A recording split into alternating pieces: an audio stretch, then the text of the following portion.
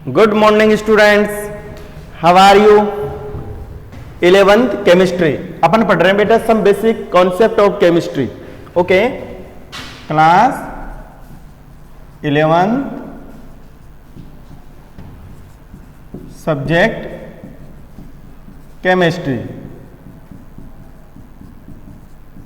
Okay, और topic का नाम है बेटा, अपनी यूनिट है some basic concept of chemistry. Some basic concept of chemistry. Okay, देखो स्टूडेंट्स, अपन पढ़ रहे थे बेटा रासायनिक संयोग के नियम, law of chemical combinations. Okay, law of chemical combinations में से कौन कौन से नियम हो गए थे स्टूडेंट्स अपने? एक तो था बेटा द्रव्यमान संरक्षण का नियम, द्रव्यमान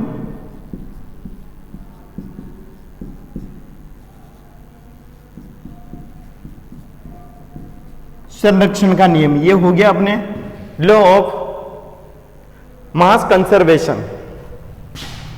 सेकंड था अपना व्युत्क्रम अनुपात का नियम पढ़ा था अपन ने, है ना, द्रव्यमान संरक्षण का नियम, व्युत्क्रम अनुपात का नियम। ओके, थर्ड आएगा अपना गुणित अनुपात का नियम।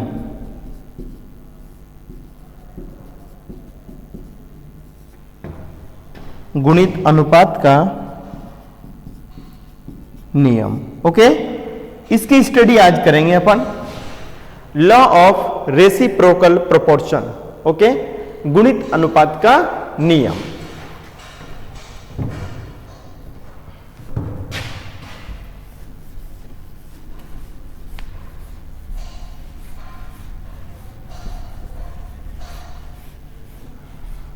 तो देखो स्टूडेंट, गुणित अनुपात का नियम होता क्या है बेटा?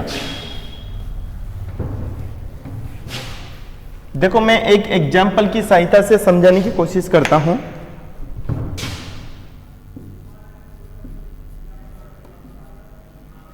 गुणित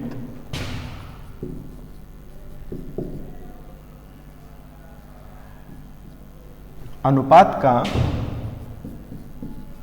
नियम। ओके, लॉ ऑफ रेसिप्रोकल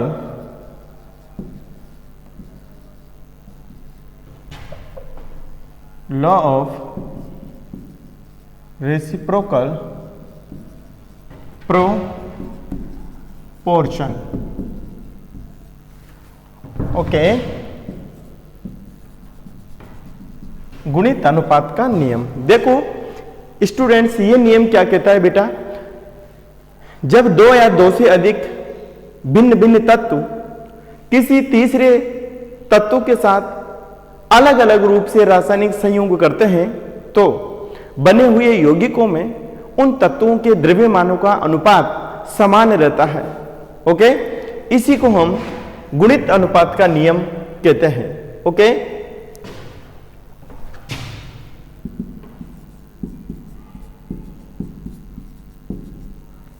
इस नियम के अनुसार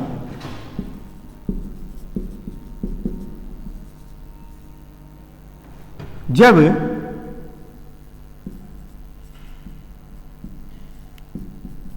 दो अलग अलग तत्व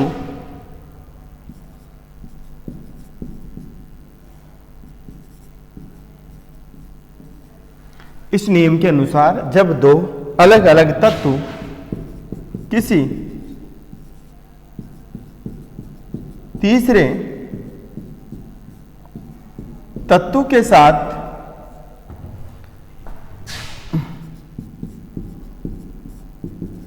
भिन्न भिन्न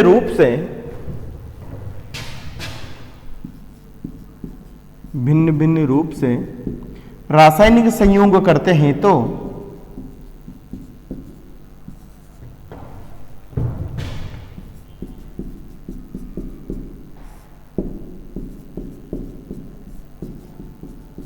रासायनिक संयोग करते हैं तो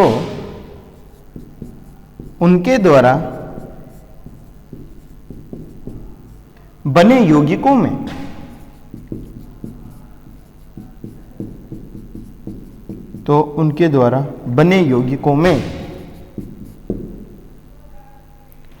तत्वों के द्रव्यमान का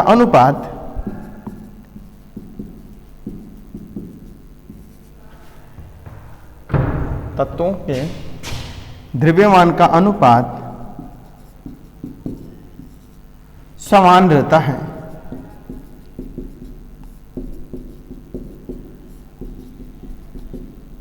ओके, तो बेटा नियम क्या कहता है? इस नियम के अनुसार जब दो अलग अलग तत्व किसी तीसरे तत्व के साथ भिन्न भिन्न रूप से रासायनिक संयोग करते हैं तो उनके द्वारा बने यौगिकों में तत्वों के द्रव्यमान का अनुपात समान रहता है। ओके, देखो मैं इसको एक नियम की सहायता से समझाने की कोशिश करता हूं बेटा। यह है कार्बन, यह है हाइड्रोजन और यह है ऑक्सीजन।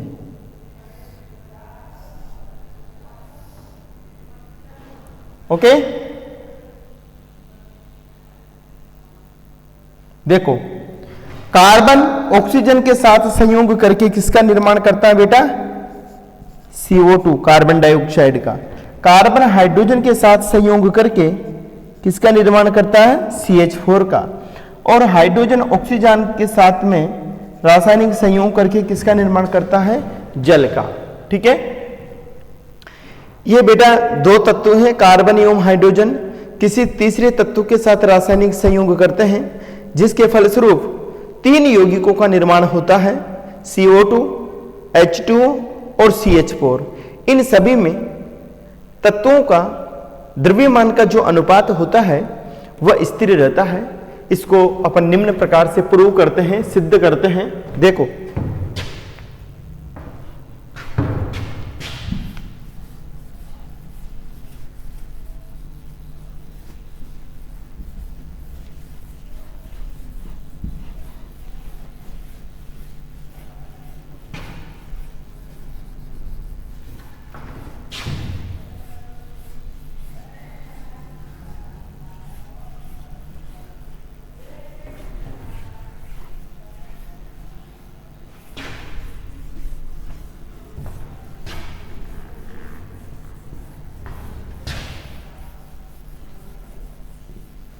देखो बेटा,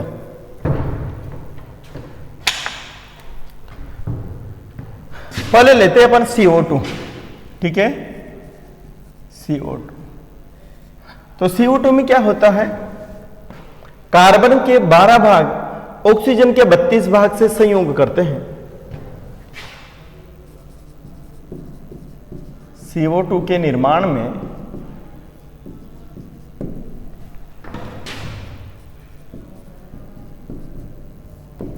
कार्बन के 12 भाग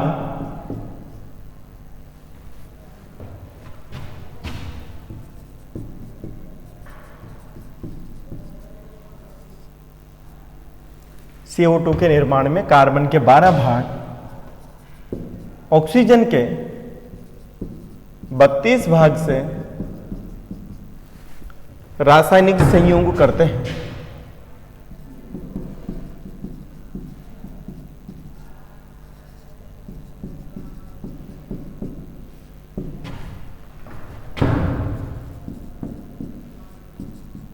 रासायनिक संयोग करते हैं। अतः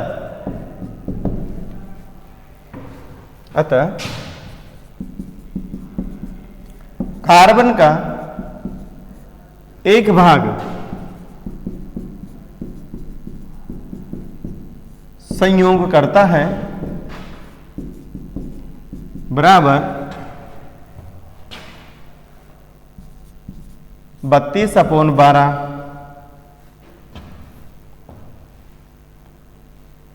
भाग ऑक्सीजन से। ओके, कार्बन का एक भाग संयोग करता है बराबर 32/12 भाग ऑक्सीजन से। ठीक है। इसी प्रकार बेटा अपन ले लेते हैं जल, ठीक है। तो देखो इसमें कितना आ जाएगा अपने,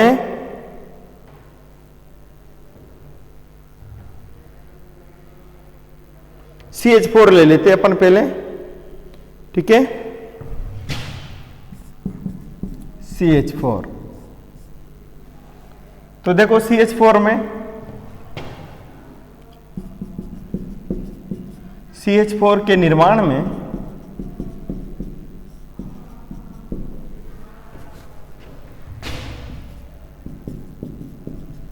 कार्बन के 12 भाग संयोग करते हैं, कार्बन के 12 भाग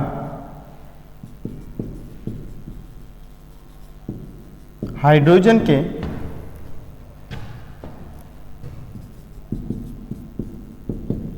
4 भाग से संयोग करते हैं। ओके, अतः कार्बन का एक भाग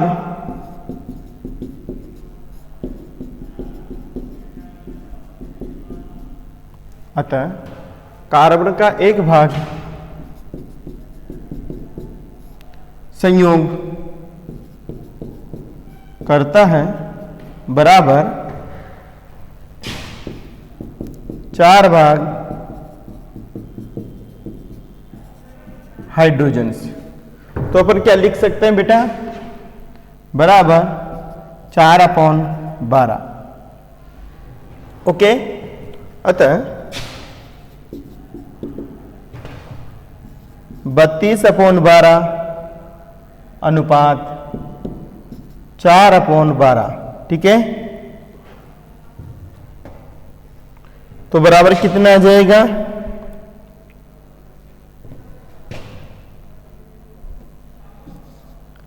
8:1, ठीक है।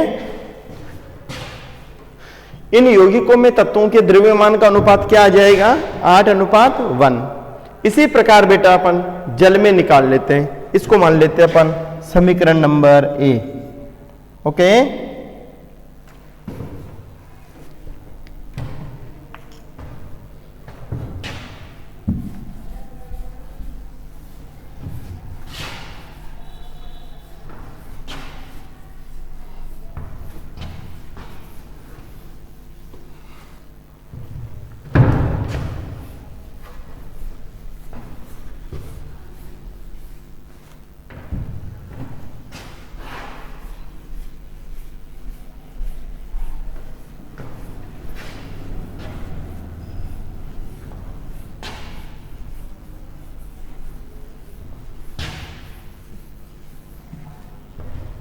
ठीक है। देखो अब लेते हैं बेटा अपन जल।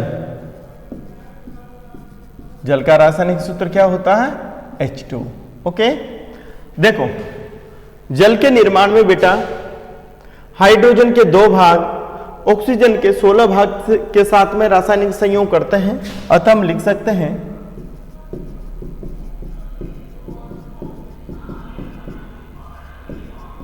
जल के निर्माण में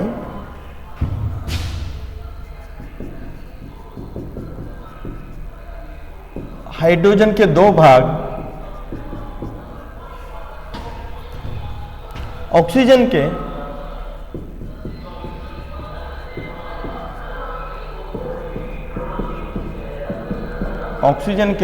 16 भाग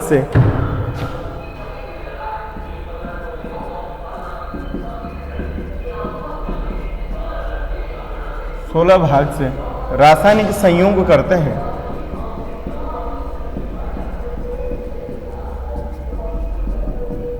ओके, अतः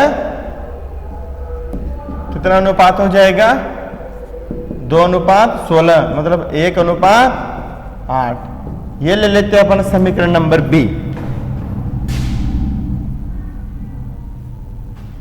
ठीक है, 1:8। तो देखो समीकरण 1 एवं 2 से ये स्पष्ट होता है कि इन यौगिकों के निर्माण में तत्वों के द्रव्यमान का जो अनुपात प्राप्त होता है वह समान अनुपात प्राप्त होता है बेटा। ठीक है, अर्थात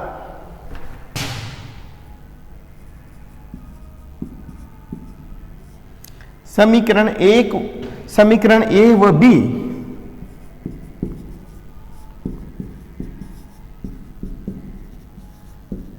अर्थात समीकरण ए व बी से यह स्पष्ट होता है कि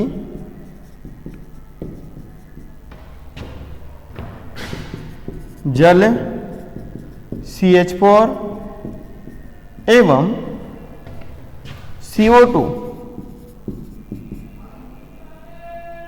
CO2 के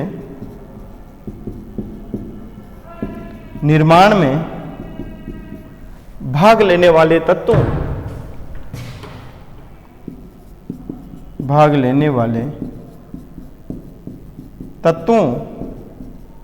के द्रव्यमान का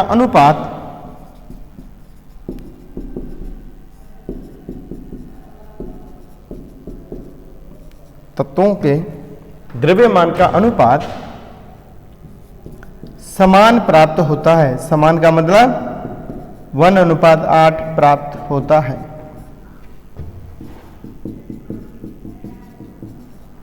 इसी को बेटा अपन लॉ ऑफ रेसिप्रोकल कहते हैं। ओके, तो समझ में आया, यदि दो तत्व अलग अलग रूप से किसी तीसरे भिन्न तत्वों के साथ रासायनिक संयोग करते हैं तो इनके द्वारा बने हुए यौगिकों में तत्वों के द्रव्यमान का अनुपात समान प्राप्त होता है। ओके, अब चलते हैं बेटा अपन गेलुसेक के आयतन संबंधी नियम या गेलुसेक का गैसों के रासायनिक संयोग का नियम।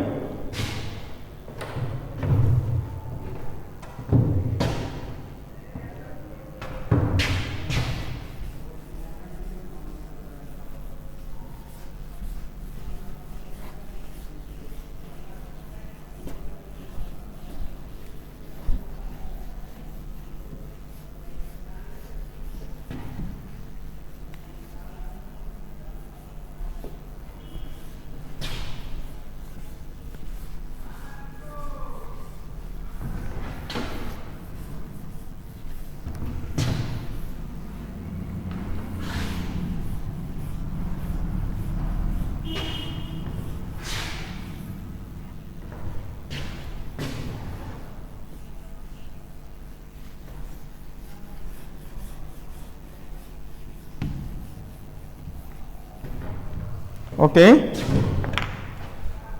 देखो नेक्स्ट आता है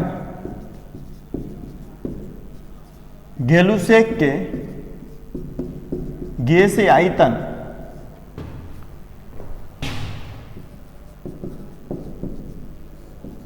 से संबंधित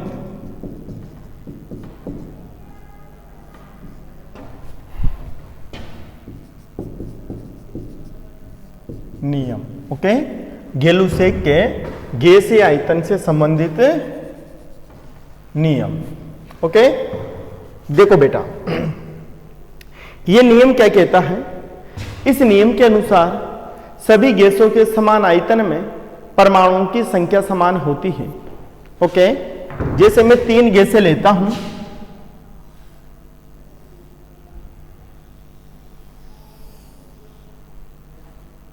ठीक है,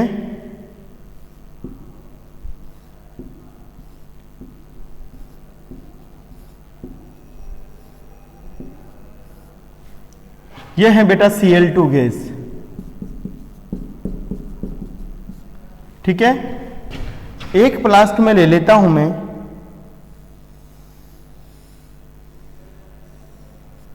ठीक है,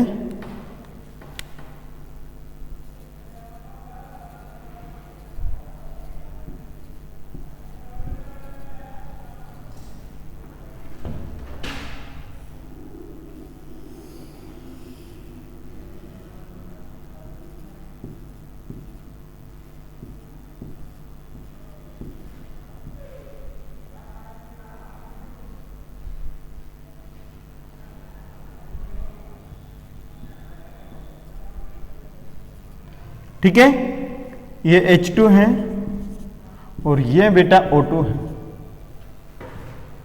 ठीक है, तो देखो सभी गैसों के समान आयतन में परमाणुओं की संख्या समान होती है। कितने परमाणु हैं? 2 2 4 2 6 1 7, 2 2 4 2 6 7, 2 2 4 2 6 1 7। ठीक है, तो इस नियम के अनुसार क्या लिख सकते हैं बेटा अपन?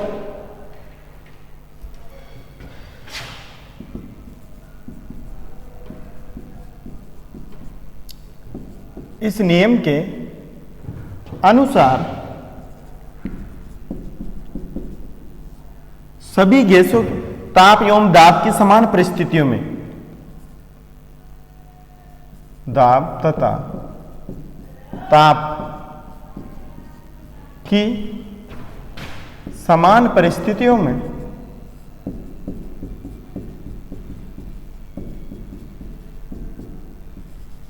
इस नियम के अनुसार ताप तथा दाब की समान परिस्थितियों में सभी गैसों के समान आयतन में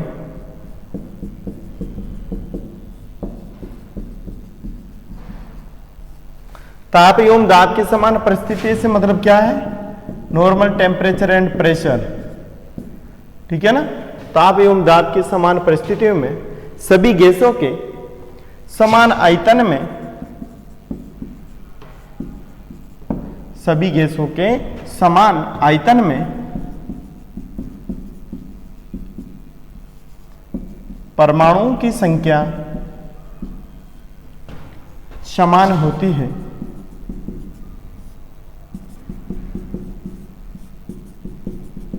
ओके, इस नियम के अनुसार ताप तथा दाब की समान परिस्थितियों में सभी गैसों के समान आयतन में परमाणुओं की संख्या समान होती है। ओके, तो देखो Cl2, H2 एवं O2 तीनों गैसों का आयतन समान है बेटा, तो समान आयतन वाली गैसों में समान संख्या में परमाणु उपस्थित होते हैं। ठीक है, क्लियर है यहां तक? इसे कहते हैं अपन गेलुसेक का गैसीय आयतन का नियम। ओके,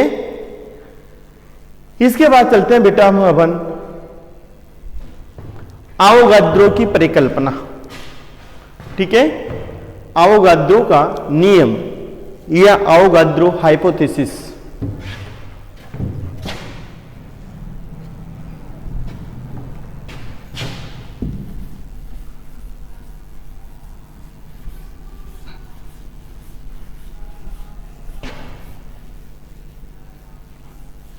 या इसके पहले अपन डाल्टन का परमाणु सिद्धांत पढ़ लेते हैं बेटा। परमाणु एवं अणु में अंतर स्पष्ट कर देता हूं मैं। ठीक है, डाल्टन का परमाणु सिद्धांत, डाल्टन्स एटॉमिक थ्योरी।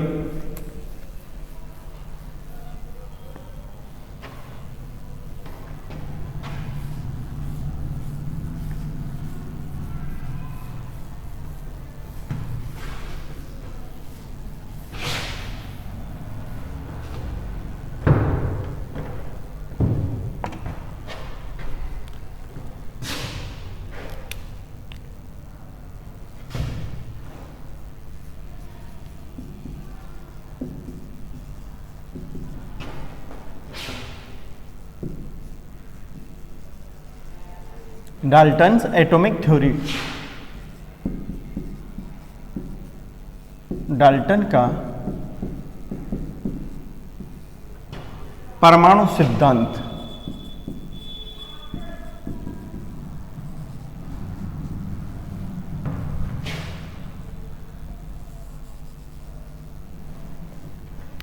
ओके, देखो डाल्टन का परमाणु सिद्धांत की जो मेन पोस्टुलेट्स हैं बेटा वह निम्नलिखित हैं।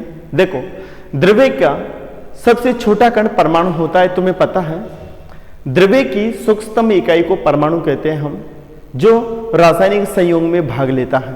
ओके, एक ही तत्व के सभी परमाणु आकार, आकृति एवं गुणधर्मों में समान होते हैं। ओके, अलग अलग तत्वों के परमाणु का आकार, आकृति तथा गुणधर्म भिन्न भिन्न होते हैं। ओके, परमाणु परस्पर मिलकर अणुओं का निर्माण करते हैं। परमाणु का स्वतंत्र अस्तित्व नहीं पाया जाता है, जबकि अणु का स्वतंत्र अस्तित्व पाया जाता है। ओके, नेक्स्ट पोस्टुलेट क्या है बेटा इस थ्योरी का, वह है कि किसी रासायनिक अभिक्रिया में परमाणु को न तो नष्ट किया जा सकता है और न ही उत्पन्न किया जा सकता है, बल्कि इसे अंतः परिवर्तित किया जा सकता है। ओके, देखो डाल्टन के परमाणु सिद्धांत के मुख्य पॉइंट्स हैं। पहला, द्रव्य सूक्ष्म कणों से मिलकर बना है।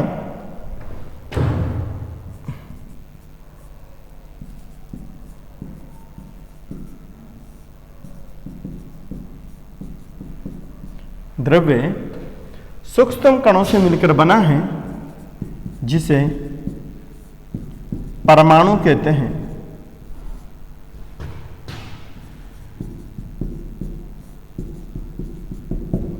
जिसे परमाणु कहते हैं।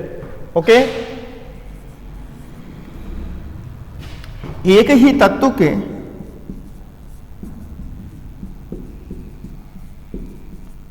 परमाणु आकार,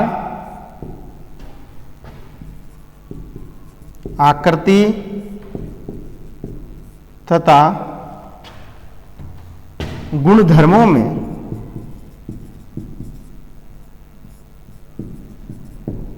समान होते हैं।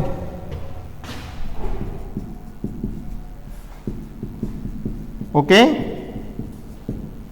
एक ही तत्व के परमाणु आकार, आकृति तथा गुणधर्मों में समान होते हैं, परंतु भिन्न भिन्न तत्वों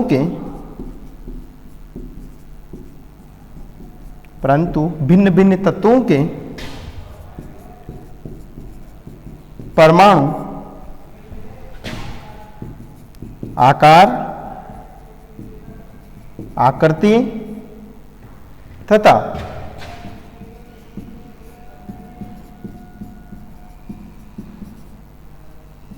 तथा गुणधर्मों में अलग अलग होते हैं।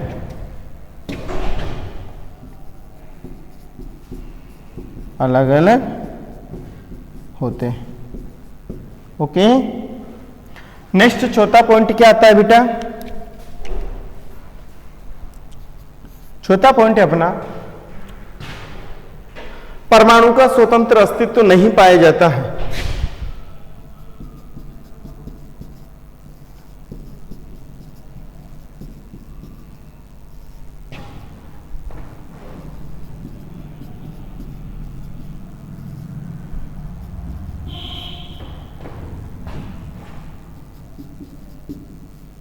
परमाणु का स्वतंत्र अस्तित्व नहीं पाया जाता है।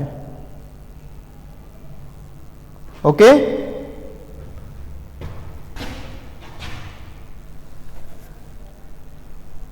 तथा परमाणु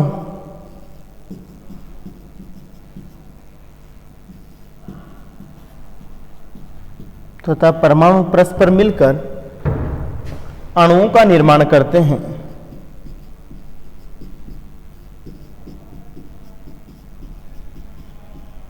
अणुओं का निर्माण करते हैं। ओके, तो देखो बेटा, परमाणु को किसी रासायनिक अभिक्रिया में न तो उत्पन्न किया जा सकता है और न ही नष्ट किया जा सकता है। ठीक है, ये 5 नियम से हैं। इसे अपन डाल्टन का परमाणु सिद्धांत कहते हैं। अब डाल्टन के परमाणु सिद्धांत के पश्चात अपन चलते हैं बेटा आवोगाद्रो के सिद्धांत की तरफ। आवोगाद्रो का नियम क्या कहता है कि सभी गैसों के समान आयतनों में अणुओं की संख्या समान होती है। समान ताप एवं दाब पर सभी गैसों के समान आयतन में अणुओं की संख्या क्या होती है? समान होती है। यह आवोगाद्रो का नियम कहता है। देखो, इसे सिद्ध करने का प्रयास करते हैं अपन।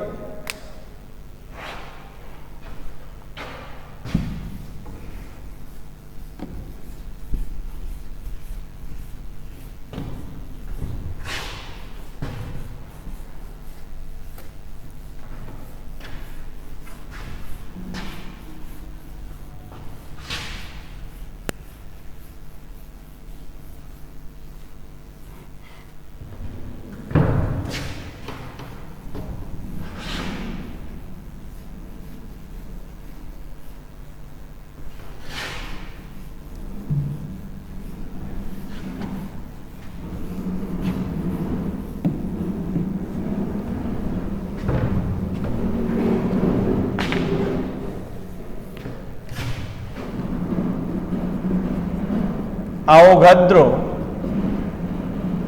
की संकल्पना,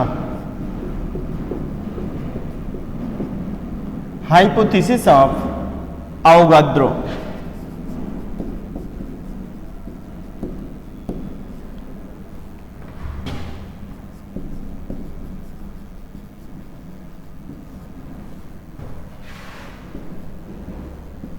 ठीक है, क्या संकल्पना है बेटा?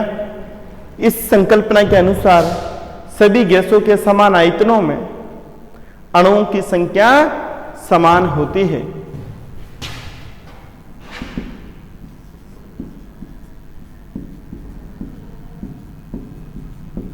इस संकल्पना के अनुसार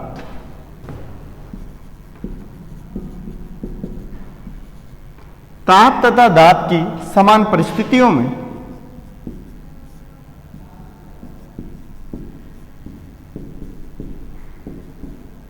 ताप तथा दाब की समान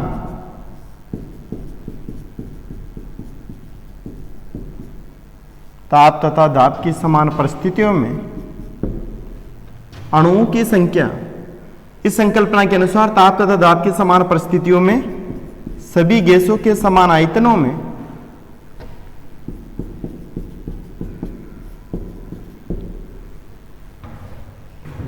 या अपन कह सकते हैं इस संकल्पना के अनुसार ताप तथा दाब की समान परिस्थितियों में सभी गैसों के समान आयतन में अणुओं की संख्या समान होती है।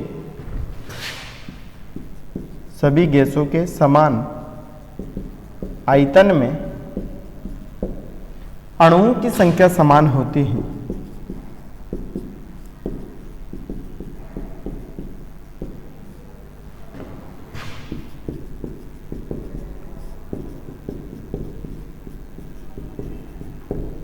ओके, देखो बेटा अपन एक एग्जांपल लेते हैं।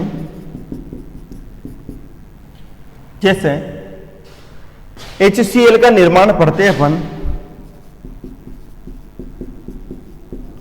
हाइड्रोक्लोरिक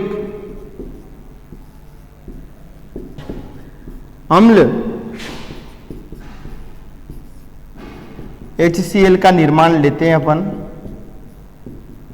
ठीक है, तो देखो इसका निर्माण कैसे करेंगे अपन।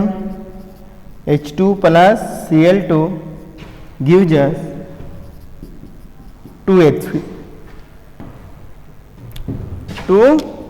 2HCl। ओके, तो देखो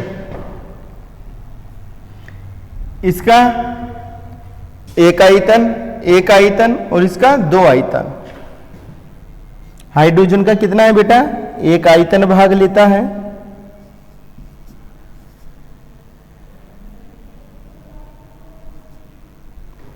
और इसका भी एक आयतन, और दोनों मिलकर HCl का दो आयतन बनाते हैं। ठीक है, इसी प्रकार इसके N अणु HCl की कितनी अणुओं का निर्माण करते हैं?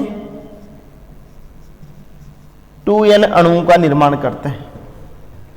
क्लियर है? तो देखो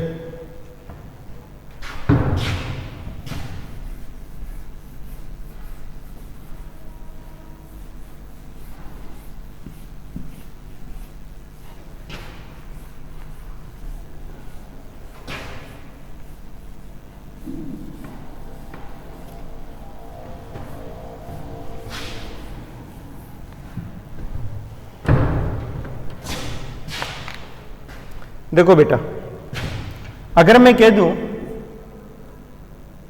एक अणु में इसका कितना अणु है? 1/2 अणु, या एक अणु कर देता हूं, एक अणु और इसके दो अणु। ठीक है, या 1/2 अणु, 1/2 अणु और HCl का 2 अणु। या यहां तक रहने देते हैं अपन। देखो एक अणु में कितने परमाणु हैं? 2 परमाणु। ठीक है ना, 1/2 अणु, 1/2 अणु और एक अणु। ठीक है, 1/2 अणु का मतलब क्या हुआ? हाइड्रोजन परमाणु। और 1/2 अणु Cl2 का मतलब होता है 1 क्लोरीन परमाणु। एक अणु का मतलब क्या हुआ? HCl। ओके, तो देखो 1/2 अणु का मतलब क्या है बेटा? एक परमाणु। 1/2 अणु एक परमाणु क्लोरीन का और HCl के एक अणु का ये निर्माण करते हैं। इसी प्रकार देखो अपन NH3 के निर्माण को ले सकते हैं। सेकंड एग्जाम्पल में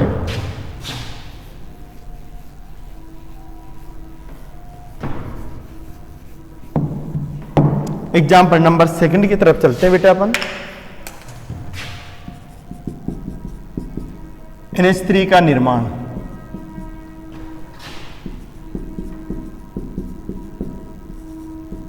फॉर्मेशन ऑफ अमोनिया। देखो N2 plus gives us 2NH3।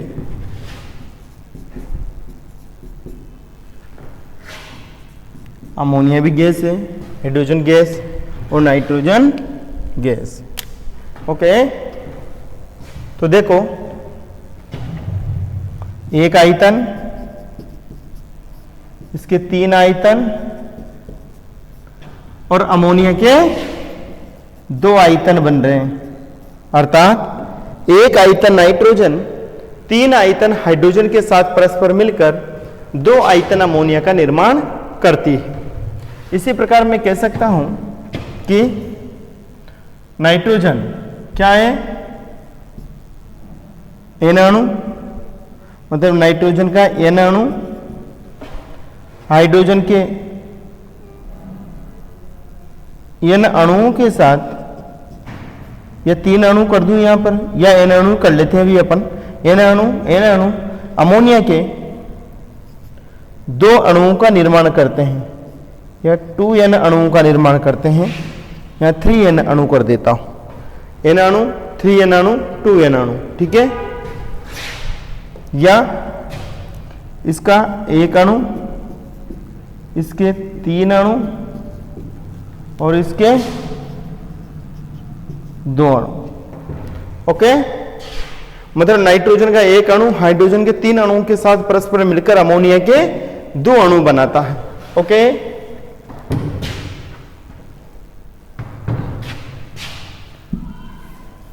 आगे क्या लिख सकते हैं?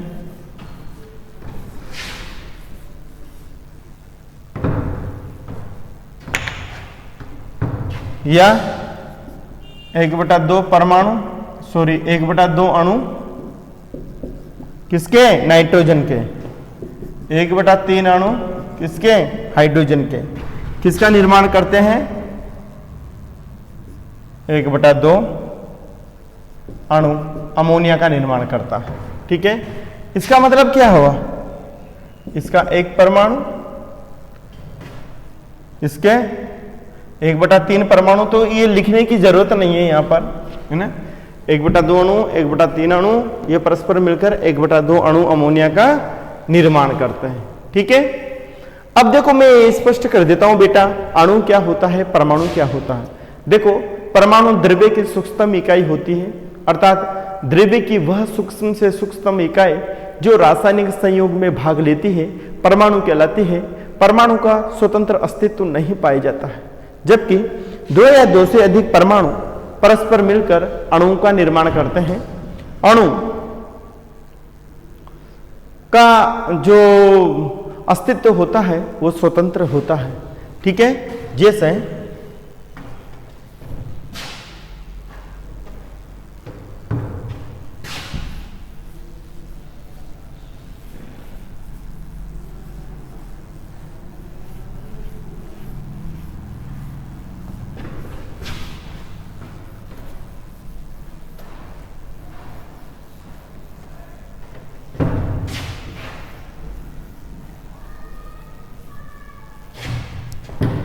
देखो स्टूडेंट, ये CH4 अणु है बेटा, ठीक है ना। इसमें परमाणु कितने हैं?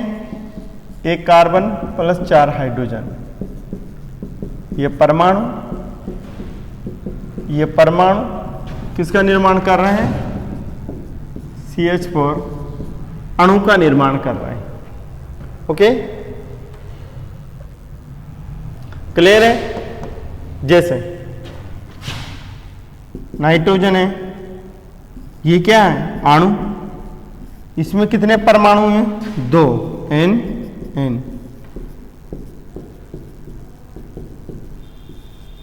क्लियर है? ठीक है, अब हम चलते हैं बेटा परमाणु भार की तरफ। ठीक है, देखो परमाणु भार निकालने के लिए अलग अलग तत्वों को मानक माना गया है। सर्वप्रथम हाइड्रोजन को मानक माना गया था। ठीक है, फिर उसके बाद में ऑक्सीजन को मानक माना गया, फिर उसके बाद में कार्बन को मानक माना गया। ठीक है, तो देखो अलग अलग तत्वों को मानक मानकर अपन परमाणु भार निकालते हैं, एटॉमिक वेट निकालते हैं बेटा। ठीक है, जैसे मैं कुछ तत्वों का परमाणु भार लिख रहा हूं,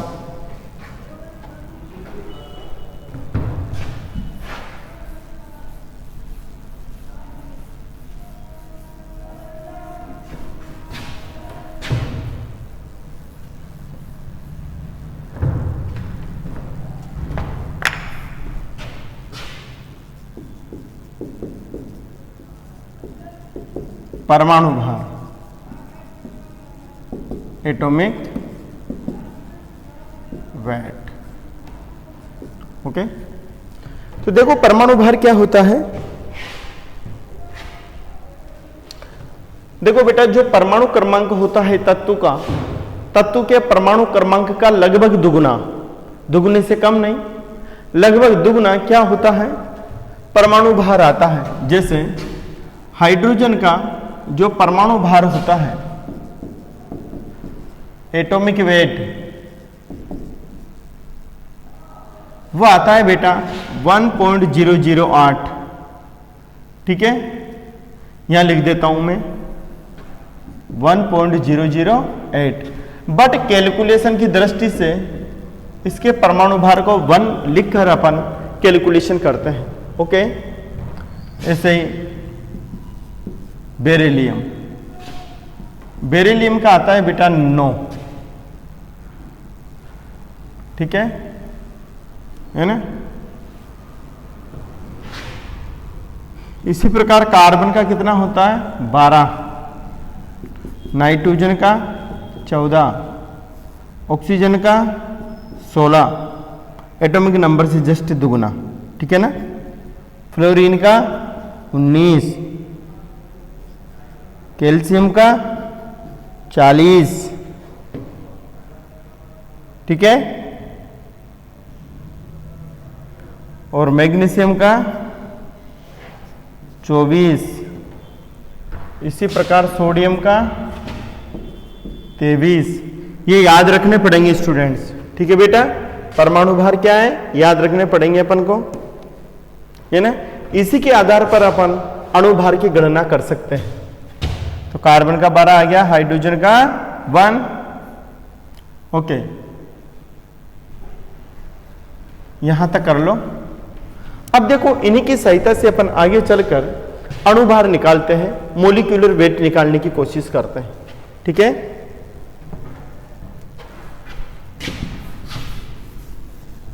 अणु भार, मोलिक्यूलर वेट। तो देखो किस प्रकार किसी अणु में विभिन्न तत्वों का परमाणु भार ज्ञात होने पर हम अणु भार की गणना कर सकते हैं। ओके, देखो बेटा,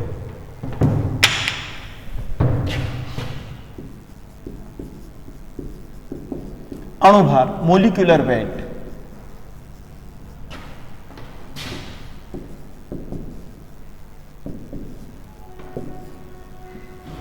देखो अणु भार कैसे निकालते हैं अपन।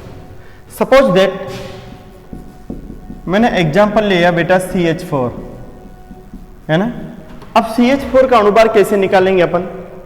कार्बन का परमाणु भार 1, मैं इसे लिख देता हूं, एक कार्बन का परमाणु भार प्लस 4 हाइड्रोजन का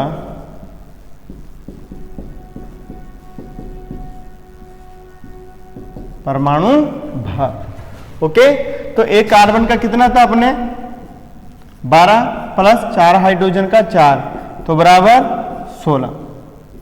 ओके, तो मीथेन का जो अणु भार है, जो मोलिकुलर वेट है बेटा, वो कितना आ जाएगा 60। क्लियर है। नेक्स्ट चलते अपन, सपोज दैट मैंने ले लिया C6H6, इसको कहते हैं बेटा बेंजीन। क्या कहते हैं? बेंजीन। अगर इसका अणुभार निकाले अपन, देखो तो एक कार्बन का परमाणु भार कितना होता है 12 इंटू 6 प्लस एक हाइड्रोजन का परमाणु भार कितना होता है 1 इंटू 6, तो कितना हो जाएगा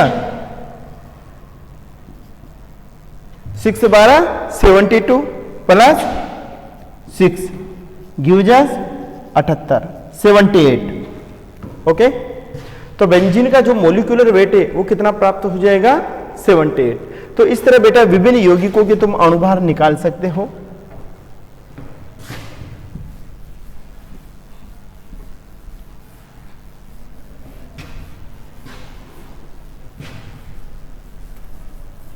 अब मैं कुछ यौगिक दे रहा हूं तुम्हें, इनके अणुभार निकालना है।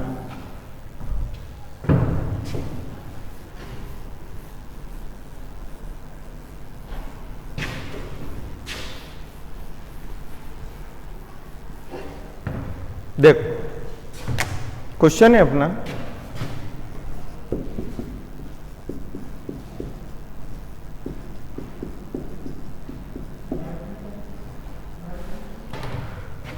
निम्नलिखित यौगिकों के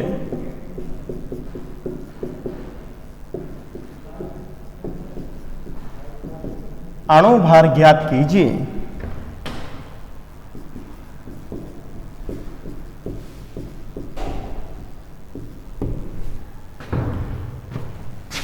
पहला है अमोनिया, दूसरा है जल, नेक्स्ट है H2SO4,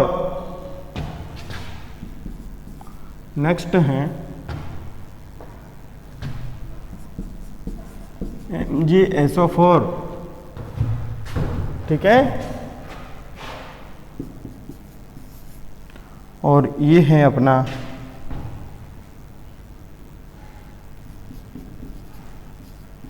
N2O5 और F है CH3 सिंगल बॉन्ड CH2OH।